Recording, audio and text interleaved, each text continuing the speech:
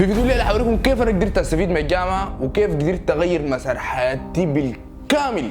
اكيد ما في زول يعني يصدق الكلام الفارغ اللي انا قلته هسه ده يعني، فانا هروح الفيديو سريع. يو السلام عليكم ورحمه الله، معكم محمد قسم الله، هنا قسم شو فيديو جديد. طيب لكل الناس اللي تعرفني انا محمد قسم الله، طالب بكليه الهندسه الكهربائيه جامعه المناقل، وقصتي طويله جدا مع الجامعه. قصتي بدات من قريت ثالثه وعدتها ثاني وبقرا في الجامعه لي 6 سنة ولحد هسه ما تمت مصر. ما عشان انا غبي ولا انا بربت، لكن بسبب حاجه اظن كلكم عارفينها، وربنا يصلح الحال ويضرب الظالمين بالظالمين ان شاء الله. يعني في خلال 6 ولا 7 سنين اللي فاتت القصص والحكاوي اللي كانت فيهم ممكن تملى كتاب وتتباعد منه الطبعه الاولى وتتباعد الطبعه الثانيه واسوي الكتاب اللي بعده بارت 2 عادي. يعني بجد الواحد يتعلم حاجات كثير شديد بعيدا عن موضوع الدراسه.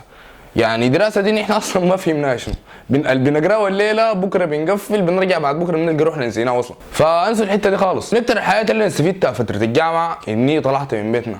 لا دقائق، ما تكونوا فاهمين انه اقدر اطلع من البيت عشان اقل ادبي وارجع البيت. لا لا لا خالص يا اخي، معقوله يا شباب يا اخي؟ لا بجد انا كان المفروض اقرا في مدينتي هنا واعيش في بيتنا وارقد وانوم واكل في بيتنا، لكن انا ما اعرف الظروف، حصلت الظروف كده عن الليله ما اعرف حصلت كيف خلتني اطلع واشوف المناقل. ودي من اكثر الحاجات اللي قومت شخصيتي الاسي بتكلم بيها معاكم دي وشايفينها انتوا دي. لان انت لما تمرق وتعيش براك وتعتمد على نفسك في كل صغيره وكبيره، الكلام ده بيظهر في شخصيتك، بيظهر في تعاملك مع الناس، بيظهر حتى في ترتيب اولوياتك. يا جماعه هي استفاده قلتها وحاقول لسه في الفيديو ده بعيده كل البعد بالورقه اللي بدونه في الجامعه وينعت بالمناهج، لانه بجد ما استفيد اي حاجه من الحياه دي. ثاني حاجه عرفت ناس من كل الاجناس ومن كل بقاع السودان، والحاجه دي انت ممكن ما تلاحظ لها لكن ممكن تنفعك لقدام شديد. لو مركت واشتغلت في اي حته هتعرف تتعامل مع كل الانواع بتاعت المجتمع وكل الناس اللي انت ممكن يلاقوك.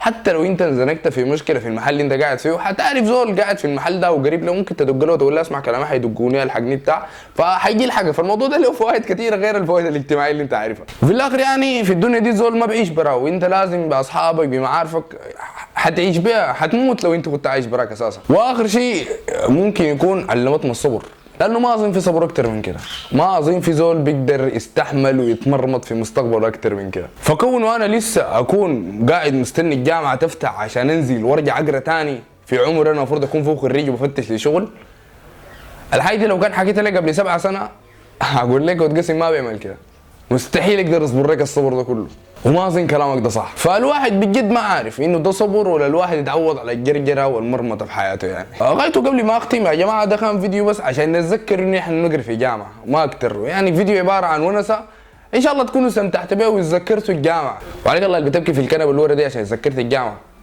امسكي طرف طرحتك ومسيبها دموعك، هنحتاج لها لقدام كثير، يعني لسه نحن في البدايه. في الاخر ان شاء الله ربنا يصلح الحال ورجعنا لجامعتنا وايامنا الظابطه وشغلنا وقرايتنا يعني اي حاجه الواحد كان بيعمل فيها قبل الجوطه دي. فانت حاولوا تزوها وادعموها بالدعوات انه ربنا يفك اسرنا ان شاء الله.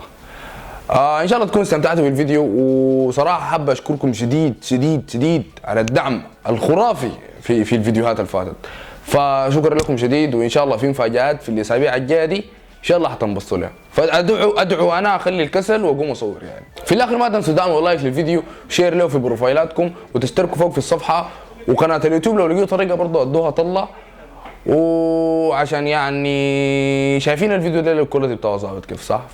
ف يعني كده عرفتوا ظابط صح؟